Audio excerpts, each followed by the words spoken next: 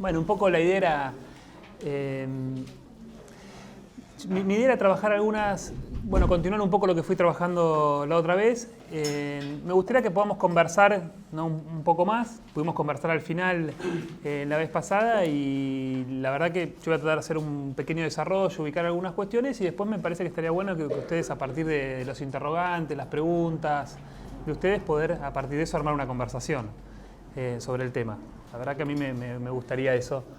Yo un poco lo que había pensado en continuar hoy era pensar algunas cosas en relación a los adolescentes en la época actual. Poder centrarnos un poquito más en ese aspecto.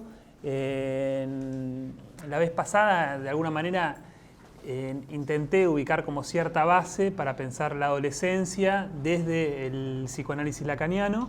Cómo pensarla, recuerdo un poquito alguna cuestión que había ubicado, de ubicar la pubertad sobre todo como un real y la adolescencia como el síntoma, ¿no? En el sentido de como una respuesta al encuentro con ese real de la pubertad.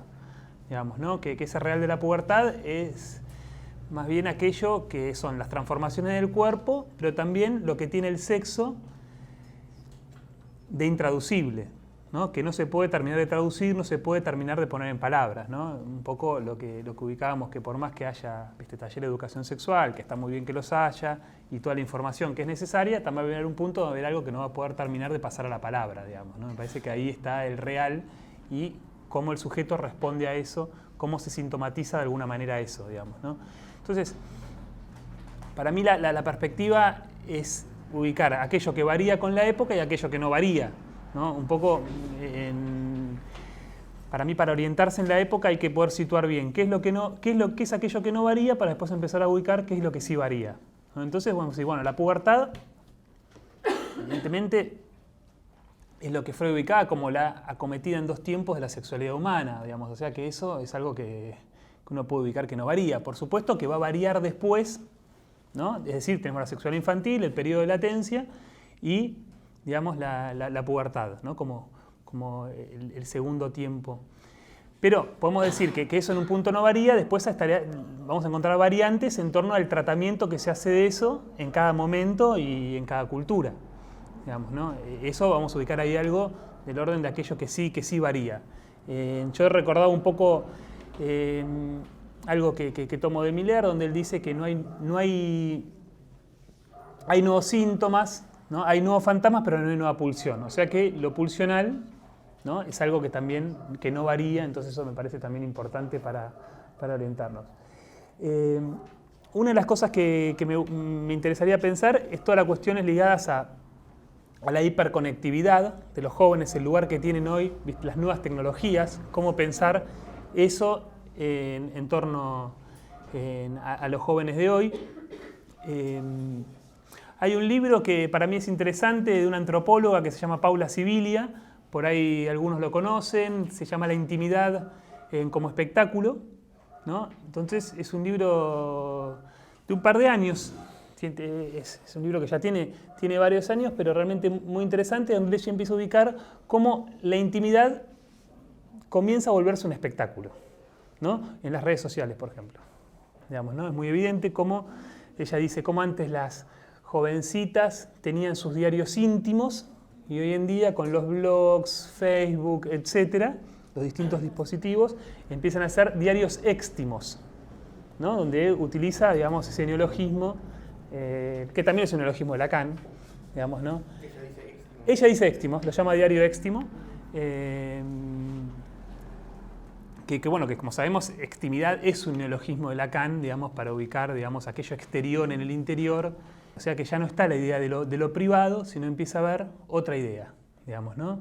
Entonces, me parece que también es algo como para pensar, y ella se basa sobre todo en el trabajo de Guy Debord, que es este libro que se llama La Sociedad del Espectáculo, ¿no?, de los años 70, si no me equivoco, que es interesante, donde dice, bueno, que todo se transforma hoy en día, digamos, en mercancía, digamos, ¿no? Que me parece que esa es una cuestión también importante, digamos, ¿no? Ver cómo todo termina transformado, digamos, en mercancía, digamos, ¿no? En objeto de consumo, ¿no? En última instancia, digamos, ¿no? uno puede ubicar ahí desde, qué sé yo, por lo menos todo tiene esa lógica de objeto, digamos, de consumo, mercantilizable, etcétera, digamos, ¿no? Uno ve, qué sé yo, desde en esos dispositivos para encontrar pareja, digamos, no más allá que se utilicen así o no, pero tienen esa lógica de alguna manera, ¿no? Como, qué sé yo, el Tinder, etcétera, digamos, por ejemplo. Entonces, ahí me parece bueno, que esa es una cuestión que me interesaba ver, y cómo se relacionan también los jóvenes, digamos, con las nuevas tecnologías.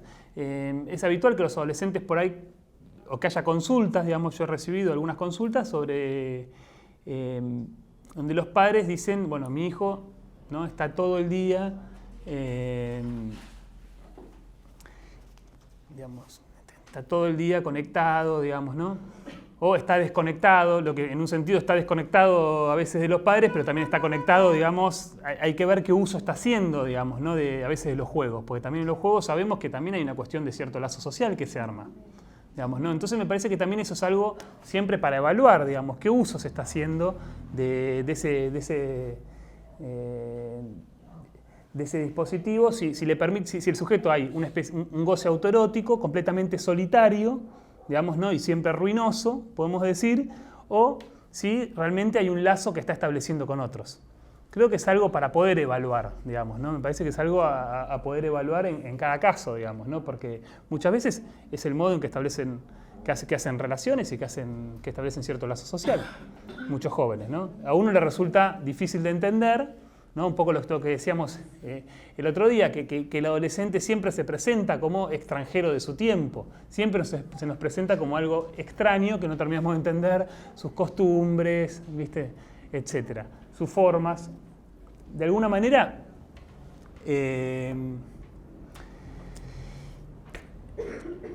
para mí pensar la adolescencia es pensar la época, ¿no?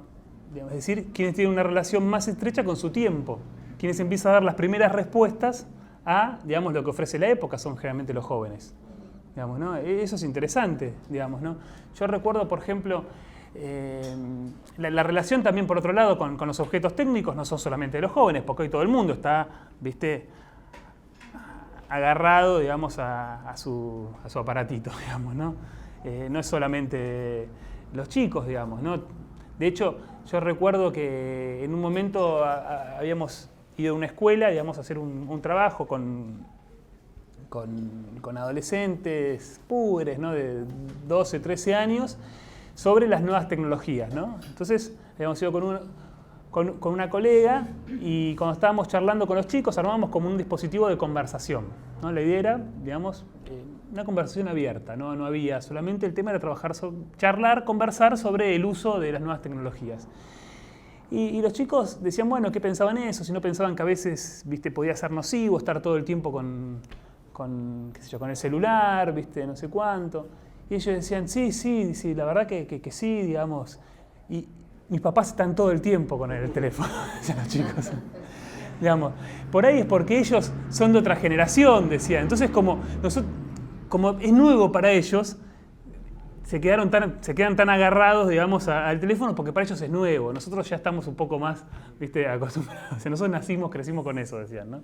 Era interesante porque para ellos no era un problema. El problema para ellos era que los padres estaban todo el día, digamos, ¿no? Y contaban experiencias muy interesantes. Por ejemplo, una chica, recuerdo que contó una experiencia de donde una vez estuvo en un campo sin conexión. Un día, dice. ¿No? Era como algo, ¿viste? Pero, ¿viste? Contaba como, no sé, ¿viste? Digamos. Así que, digo, donde me parece que hay algo que siempre empieza con los jóvenes y después empieza a generalizarse, digamos, ¿no? En ese punto digo que me parece que pensar la adolescencia en algún sentido es pensar la época. Lo que dice Guy Debord, digamos, que me parece que es importante, es que él dice que todo se convierte en mercancía y por lo tanto en basura.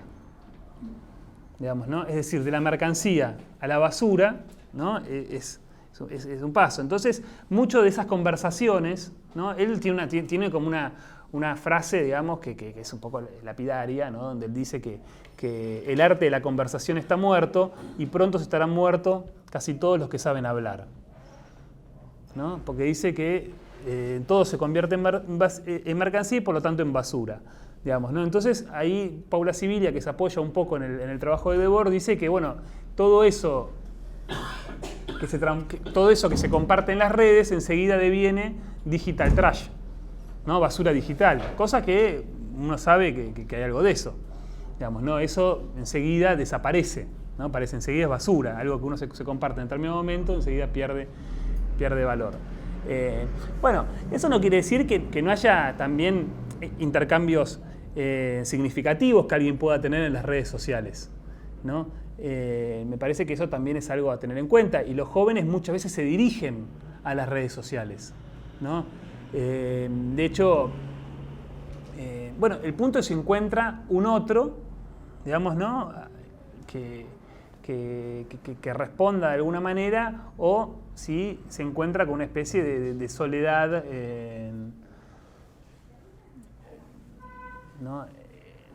Porque digo, yo, digamos, por ejemplo, en algún momento yo había pensado, ¿no? Que uno dice, bueno, hay ciertas cartas, ¿viste? Que uno puede decir, hay algo que en vez de dirigirse a veces al padre, se dirige a la red, digamos, ¿no? Lo que es solución, ¿no? Como de la carta al padre, digamos, como en la adolescencia, como a veces se convoca al padre, ¿no? Hay algo que se dirige al padre como pedido, como ayuda. Muchas veces hay algo que se dirige a la red, y en la red es una especie de, a veces hay alguien que pueda responder y a veces es un anonimato, digamos, importante, digamos, ¿no? ¿No? Yo le había dicho en algún momento algo así, como que bueno, que pasamos de la carta al padre a la carta a Facebook, digamos. Hay gente que, ¿no? Hay cartas que se largan a todos y a nadie, y no se sabe si encuentran un destinatario. A veces lo encuentran, otras veces no. Digo, muchos jóvenes se apoyan en determinados grupos, digamos, ¿no? Determinados grupos de Facebook. Digo, cuestión que es interesante. A ver, es complicado, por supuesto, digamos, ¿no? Pero también es a donde se dirigen, ¿no? Es como es un lugar donde a veces se busca, digamos, llevar determinado mensaje. Bueno, el punto es que se encuentre a alguien, ¿no? Digamos, y me parece que ver cómo algo se puede dirigir muchas veces si eso se lo puede redirigir para que le hable, ¿viste? A un analista o a alguien que pueda escucharlo y que haya alguien a quien se dirige ese mensaje. Hay una frase que a mí me interesa particularmente de Lacan, digamos, que es la siguiente, ¿no? Que es una frase que está en televisión del año 1973, y él dice, la frase es la siguiente, dice: cuanto más santos seamos, más reiremos. Dice, ese es mi principio, es incluso la salida del discurso capitalista, ¿no? Esa es la frase, ¿no? La repito, digo, cuanto más santos seamos, más reiremos, es mi principio y es incluso la salida del discurso capitalista. A mí me parece que es una frase interesante para pensar ese problema de goce, digamos, que son aquellos niños y adolescentes que se encuentran como clavados en torno al objeto gadget, al objeto técnico, ¿no? Cuando se encuentran clavados. Cuando Lacan se refiere a un santo, no se refiere en el sentido al santo de la religión, digamos, no es esa referencia, sino más bien, digamos, un santo sería una especie de figura que interrumpe esa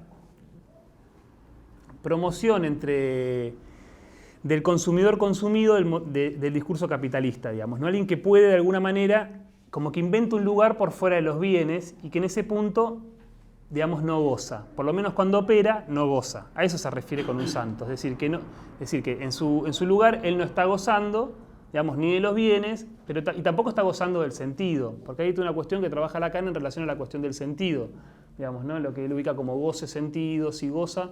Entonces, es más bien poder desconectarse de gozar del sentido, ¿no? Porque gozar del sentido, ¿qué quiere decir? Digo, ¿no? Es lo que Lacan ubica como una especie de neologismo que se llama el goce-sentido, ¿no? Todo junto, digamos, que quiere decir que del sentido, todo sentido vehiculiza determinado goce.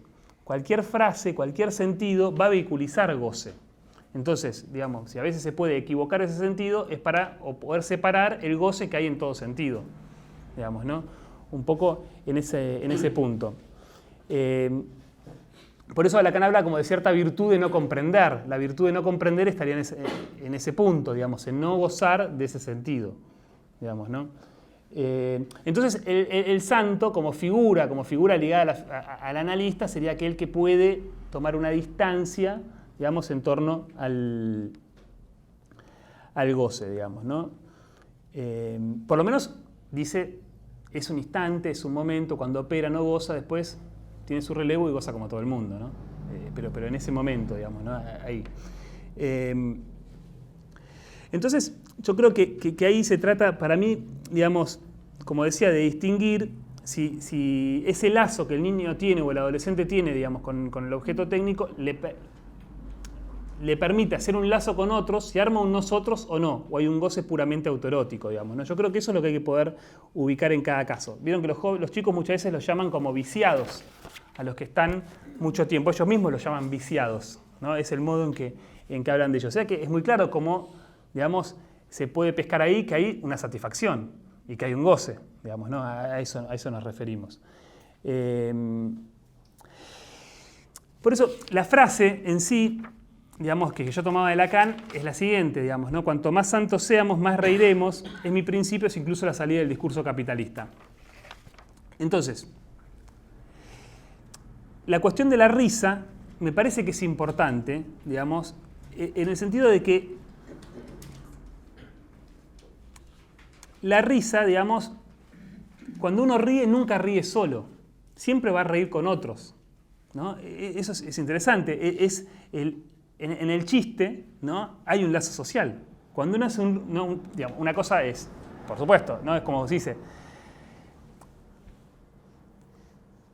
me río, una cosa es me río con vos o me río de vos, ¿no? No es lo mismo, ¿no? Claramente, ¿no? Hay una risa que puede ser que estás gozando al otro. Y hay otra risa donde uno se puede reír con el otro, ¿no? Me parece que esa es la dimensión también del chiste, digamos, y de la risa, que siempre la risa, por un lado, es con otros y a su vez toca el cuerpo. Porque cuando uno se ríe, hay ahí un fenómeno de cuerpo interesante, digamos, ¿no? Entonces a mí me parecía que es como una orientación muchas veces la dimensión de la risa como salida de esa soledad globalizada y solitaria en relación al objeto gadget. Hay otra cuestión de la risa, digamos. No es la risa, ¿viste? Porque Lacan hace una alusión a la risa del capitalista de Marx, ¿no? Cuando dice esa risa que goza de esa plusvalía que les trae, ¿viste? Al asalariado. No es esa risa que es, ¿viste? Es una risa de estar gozando de aquello que le estás extrayendo al otro sin que el otro se dé cuenta que le estás sacando la plusvalía. No es esa risa, es otra risa. Es la risa más bien que hace lazo. Digamos, ¿no? Es ese tipo de risa. Digamos que para mí es importante poder ubicar como sacudida y que toca el cuerpo, digamos, ¿no? Entonces, en ese punto decimos, bueno, una risa es algo que no es consumible. No es un objeto consumible la risa, nadie puede controlar, ¿no? No hay manera de controlar del todo eso, digamos. Cuando uno se ríe, de golpe se ríe y se arma un chiste y el chiste se arma. Digamos, ¿no? Nadie puede terminar de controlar eso. También no es interesante ahí pensar la cuestión del humor, digamos, en determinados momentos políticos, digamos, ¿no? El lugar que ha tenido el humor y que tiene el humor, digamos, ¿no? No se puede protocolizar, no puede estar reglado, digamos, ¿no? Me parece que cuando dice, cuanto más santos seamos, más reiremos, como salida del capítulo, no es que uno va es como salida momentánea, ¿no? Del discurso capitalista, ¿no? Donde alguien sale momentáneamente de esa lógica de mercancía en que se arma todo, digamos, ¿no? Me parece que a eso no es que se sale, digamos, ¿no? Es decir, no se puede transformar una risa rápidamente en mercancía o en espectáculo, ¿no? Cuando esto decimos la intimidad como espectáculo, la sociedad del espectáculo, hay algo ahí donde es espontáneo. Freud, por ejemplo, decía que el humor es siempre rebelde, digamos, ¿no? Y a su vez es un modo de defensa, ¿no? Es rebelde y un modo de defensa, ¿no? Que eso es interesante. Dice que es un modo de defensa particular ya que no implica una renegación de la realidad, dice Freud, ¿no? Y da el siguiente ejemplo, ¿no? Es el ejemplo que por ahí algunos lo conocen. Dice, un reo es conducido un día luna hacia la horca y exclama, linda manera de empezar la semana, ¿no? Los chistes de Freud son. Bueno, fíjense ahí cómo está la cuestión de cierta rebeldía y a su vez no implica una renegación de la realidad. ¿no? Digamos, ¿no? O sea que el chiste siempre es un proceso social, ¿no? Es decir, y uno puede decir que el chiste de alguna forma siempre conmueve sentidos fijados. Es decir, hay determinados sentidos que están fijados y el chiste los va a conmover, digamos, ¿no? Implica siempre como un dejar pasar, digamos, ¿no? Eso me parece importante. Por ejemplo, uno puede decir también que hay una cuestión, es decir, un chiste también necesita la sanción del otro. Siempre es sancionado por otro también el chiste, digamos, ¿no? Es decir, necesita el reconocimiento del otro el chiste, que se reconozca eso como chiste. No, si yo te digo, no era un chiste, es que no fue un chiste. ¿No? ¿Se entiende? Es lo que pasa en las parejas, ¿no? A veces, no era un chiste. Eso no es un chiste. ¿No? Siempre hay ahí como un problema con el chiste. Así que, pero bueno, ese es un punto, digamos, ¿no? Entonces, a ver, digo, me parece que muchas veces, digamos, el humor, digamos,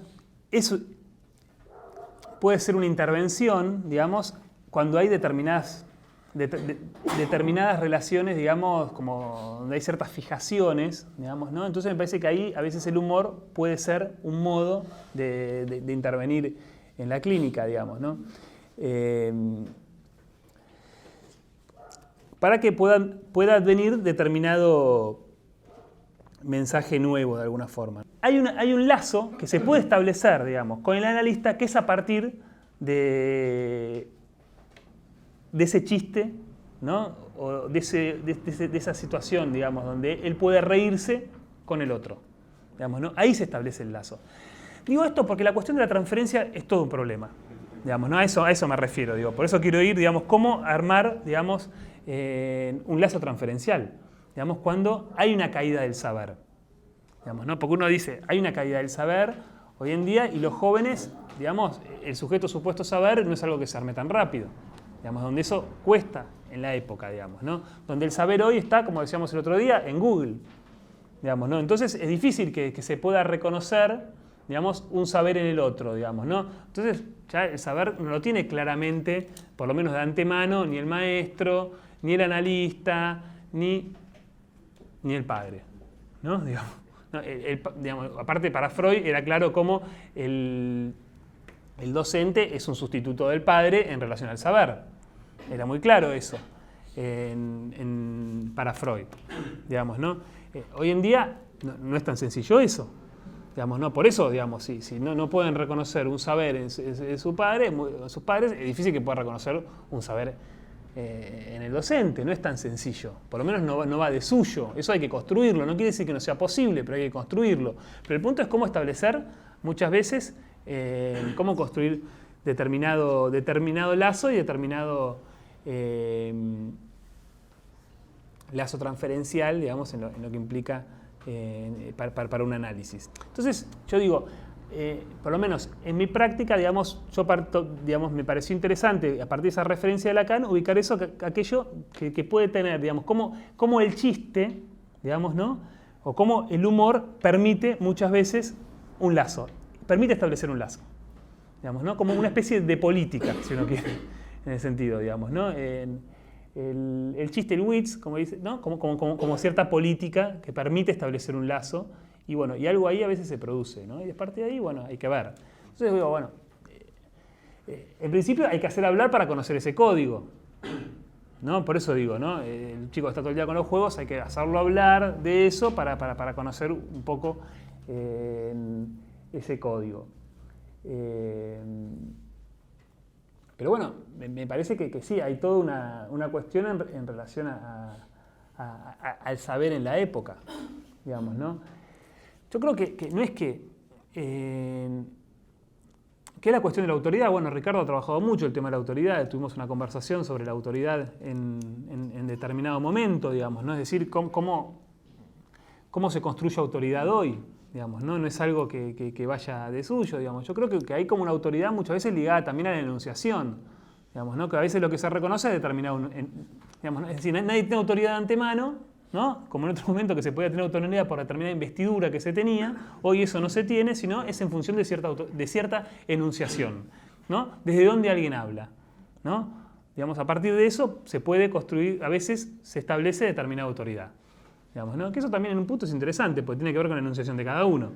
Digamos, ¿no? Que eso se pueda construir. Digamos, ¿no? Hay un texto de Freud que es muy interesante, que es Psicología del Colegial. No sé si lo han leído, donde es un texto de cuando cumplieron, creo que se cumplieron 50 años del colegio donde Freud había hecho el secundario, ¿no? En ese texto, Freud dice algo que es como una especie de confesión, digamos, ¿no? Porque él habla de sí mismo y dice, no sé qué nos llamaba más atención, no sé qué nos llamaba, nos producía más interés o nos llamaba más la atención. Sí, la materia que enseñaban o la personalidad de nuestros profesores. Digamos, ¿no? Como ellos estaban más interesados en la personalidad del profesor que en la materia que enseñaban. Bueno, eso es interesante, porque muchas veces los chicos terminan diciendo eso, que lo que les interesa, digamos, la materia que les interesa no es tanto por la materia, sino por, digamos, por el profesor o por la profesora. Digamos, ¿no? Que es cómo está posicionado ese profesor en torno a un deseo de transmitir.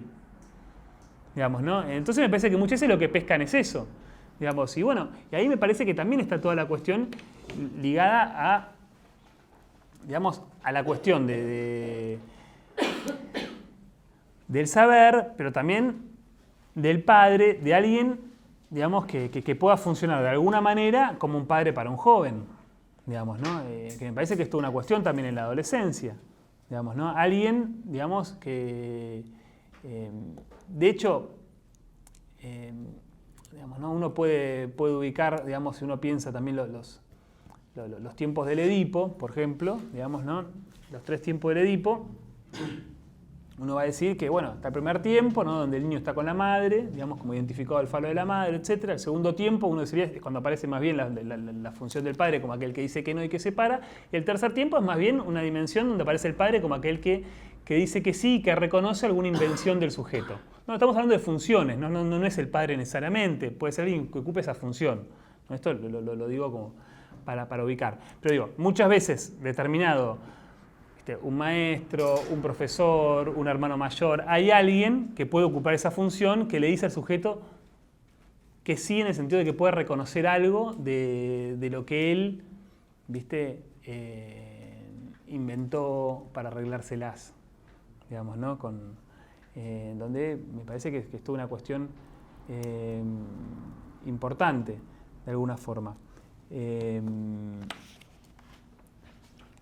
Así que, bien, entonces, pero digo, bueno, ahí está eso, digamos, ¿no? Por un lado, es decir, se necesita una presencia, digamos, ¿no? Entonces, a veces las redes sociales lo que hacen es que hay algo que se dirige a una especie de lugar donde es anónimo también. El punto es si encuentran a veces una presencia o no, digamos, ¿no? Esa me parece que es una cuestión, digamos, ¿no? Me parece que el tema de la presencia hay algo que tiene que estar encarnado también, ¿no? Digamos, muchas veces los chicos traen, viste, a las sesiones las cosas que pasan en la red, o te muestran el teléfono, te muestran las imágenes, digo, ¿no? Entonces es toda una cuestión que pasa, digamos, me parece, y que es interesante, digamos. Y bueno, yo creo que ahí, para mí, viste, hay que ver cómo algo que está como digitalizado, digamos, ¿no? Hay significantes que uno podría decir que están como digitalizados. Me parece que el punto es cómo hacerlos entrar también en una cadena asociativa, digamos, cómo puntuar algo de eso para que entre en una cadena asociativa. Digamos, no es interesante cuando lo traen, cuando lo muestran, pero eso después hay que hacerlo entrar en una cadena asociativa. Digamos, que no quede solamente como mostración del mensaje de texto, como mostración, viste, de no sé cuánto. Me parece que ese es un punto importante, bueno, y hay que ver qué lugar ocupa eso para cada joven, digamos, ¿no? Digo, me parece que es importante hacer entrar eso. Y creo que hoy en día, yo por lo menos, que casi muchos de los jóvenes que atiendo, te traen el teléfono, escuchas la canción, la escuchas en el consultorio, te muestran esto, te muestran lo otro. ¿no? Y bueno, me parece interesante hacer entrar eso, pero después hay que hacerlo entrar en una cadena asociativa. No alcanza con que entre nada más. Hay que ver cómo se puntúa un significante que esté imaginarizado y se lo hace entrar en una cadena asociativa, digamos, que me parece que es como la lógica para mí es similar a lo que se hace con el acting out, digamos, ¿no? En algún sentido, que también se trata de puntuar un significante que esté imaginarizado para hacerlo entrar en una cadena, digamos, ¿no? Asociativa. Yo creo que tiene una lógica similar desde mi punto de vista. Me parece que es lo que hay que hacer, digamos, desde mi punto de vista, con la relación que hay una relación libidinal muy fuerte con los objetos técnicos, con las redes, con todo eso, y que hay un uso, obviamente,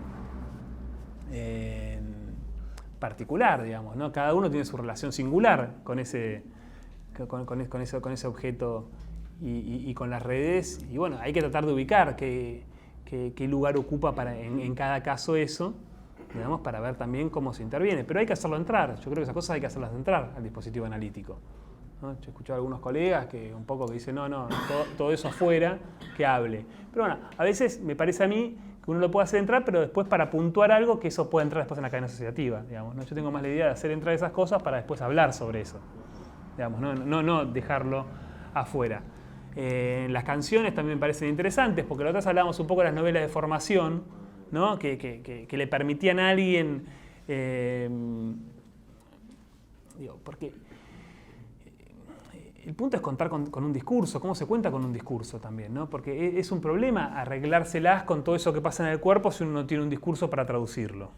De alguna forma hay que traducir eso, ¿no? Y muchas veces, bueno, la música y las letras de las canciones le permiten a alguien traducir algo de lo que le sucede. Entonces yo digo, ahí me parece que el dispositivo analítico yo lo entiendo como un espacio también de lectura y de traducción. Alguien puede leer y traducir. Y hay que ayudar a alguien a que pueda leer y traducir aquello que le pasa, digamos, en su cuerpo, en el mundo, etc. Y que le pasó, ¿no? ¿Cómo ayudar ahí digamos, pensarlo como un espacio de libertad de palabra y de traducción, ¿no? Para que alguien pueda traducir de alguna manera. Traducir sabiendo que va a haber un punto intraducible, ¿no? Cuando decíamos que hay algo real, digamos, es eso, hay algo que es intraducible. Pero digo, ¿cómo poder ayudar a que...? Y bueno, y muchas veces, si uno ve las canciones y te dice, alguien te trae una canción y la escuchás, y evidentemente a veces en la letra uno encuentra que está traduciendo de esa manera algo de lo que le pasa o algo de lo que le pasó. Entonces es interesante hacer hablar sobre eso, digamos, a alguien, ¿no? Digo, me parece a mí en ese punto.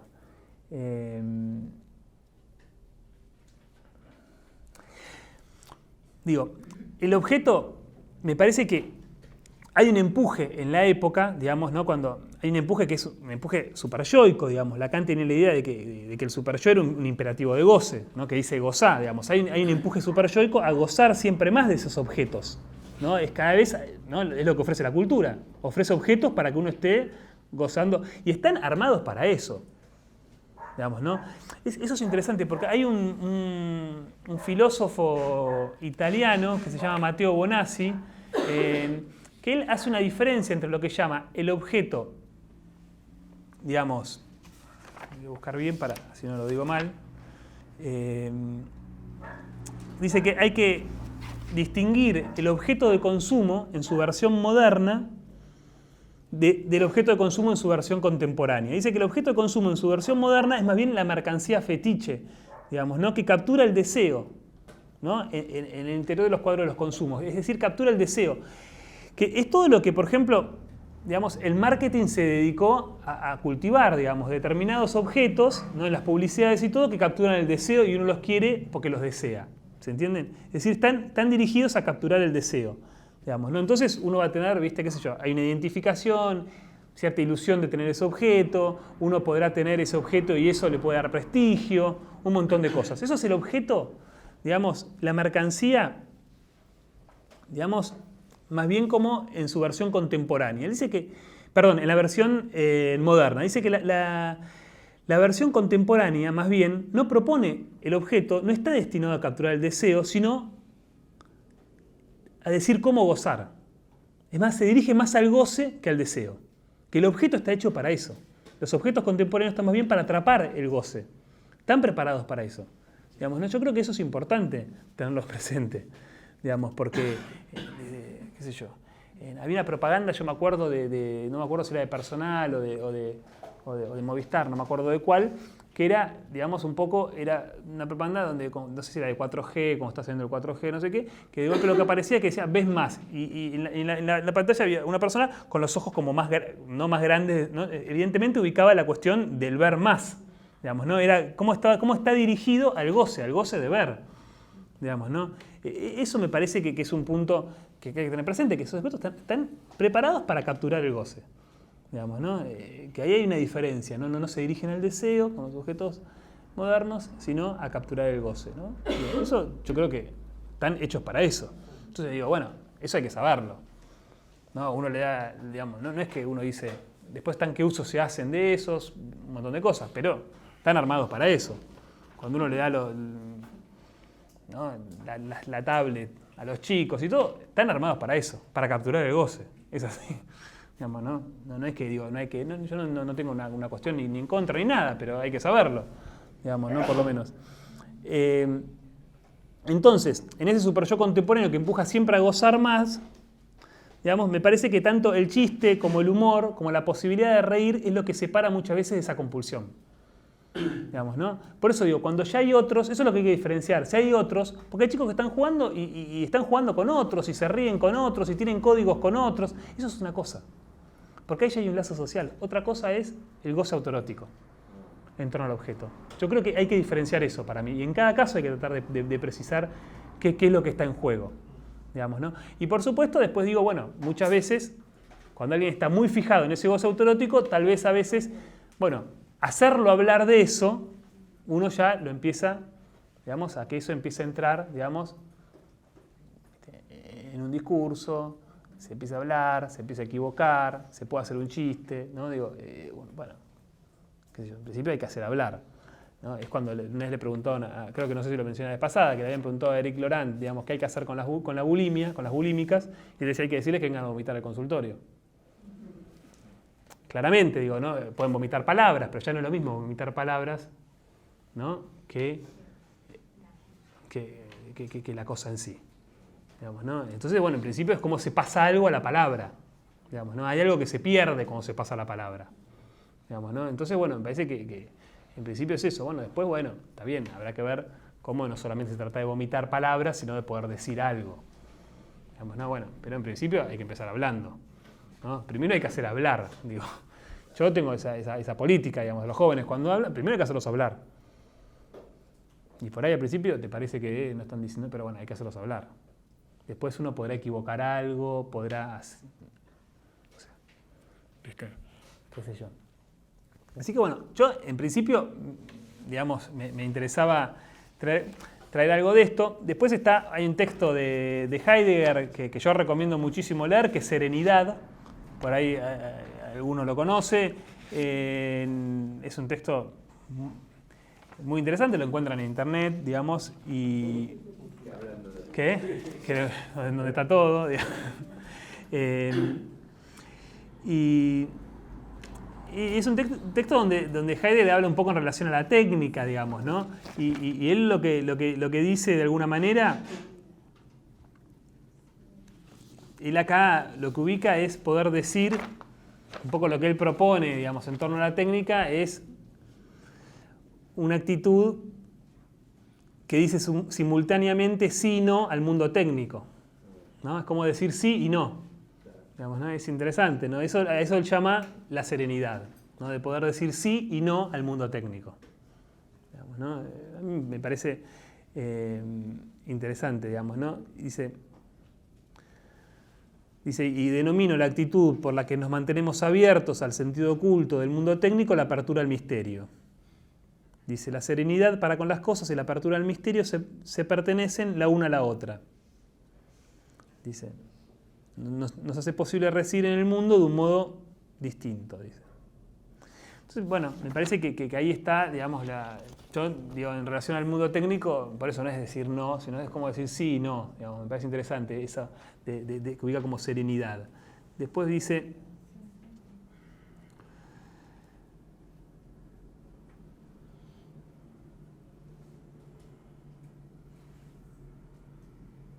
Bueno, un poco eso, no quiero tampoco ubicar mucho más sobre el texto de Heidegger, que la verdad que lo recomiendo que lo puedan leer, digamos, pero bueno, me interesaba ese sí y no al mundo técnico, y bueno, me parece que ahí, por ejemplo,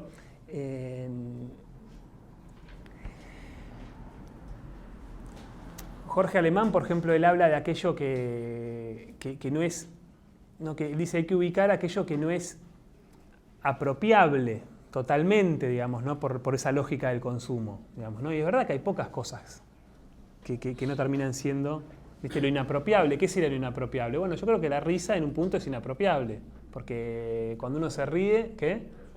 Los sueños también, digamos, ¿no? Va a haber algo que va a ser inapropiable. Bueno, los sueños, igual es interesante lo que decís en relación a los sueños, y también, es decir, la fantasía. Pero también es cierto que también, qué sé yo, por ejemplo con la pornografía, ¿no? Digamos, la cuestión de la pornografía es decir que son fantasmas ya filmados, ¿no? Que se le ofrecen, digamos, directamente a todos, digamos, ¿no? Es decir, como un fantasma ya filmado, digamos, ¿no? Que se ofrecen a las nuevas generaciones, digamos, ¿no? Entonces ahí hay una cuestión interesante también, digamos, ¿no? Donde decís, bueno, los sueños como producción subjetiva, ¿no? De hecho Lacan, ¿no? Yo había tomado la referencia de Lacan en El despertar de primera, donde decía, bueno, que en la obra de teatro, a la que hace referencia a Lacan, dice, bueno, que es para los muchachos hacer el amor con las muchachas, no pensarían en ellos en el despertar de sus sueños. Es decir, tienen todo un lugar los sueños. Importantes, digamos, pero como esa producción subjetiva de alguien, ¿no? Pero bueno, también es interesante cómo hoy, digamos, uno puede decir, bueno, tanto con la pornografía, con un montón de cosas, es decir, son como fantasmas filmados que se ofrecen, digamos, ¿no? Y que empujan, digamos, ¿no? Como que hay una especie también de empuje, digamos, al sexo, digamos, ¿no? Que también hay que ver cómo los sujetos hacen con eso, digamos, ¿no? Pero digo, bueno, en la cuestión de lo inapropiable, bueno, es verdad, en un punto están los sueños, la risa, digamos, el amor también, ¿no? Digo, son esas cosas que la lógica, digamos, del neoliberalismo no puede terminar de apropiar y transformar en mercancía, ¿no? Es importante ubicar qué es aquello inapropiable. Vieron que había una propaganda, que no me acuerdo, creo si era de Mastercard o de Visa, que dice, bueno, para todo lo demás, hay como una familia jugando, ¿no? Dice, para todo lo demás, Mastercard o Visa, creo que era Mastercard. No, Mastercard era, para todo lo demás, Mastercard. Lo que quiere decir es que para eso casi también, digamos, ¿no? No, sí, digamos, ¿no? Bueno, es eso, digamos, ¿no? Para tener lo inapropiable tenés que tener Mastercard. ¿Cómo? Para tener lo inapropiable tenés que tener Mastercard. O sea, están diciendo eso claramente. Para poder tener una familia, tenés que tener Mastercard, digamos, ¿no? Y qué sé yo. Bueno,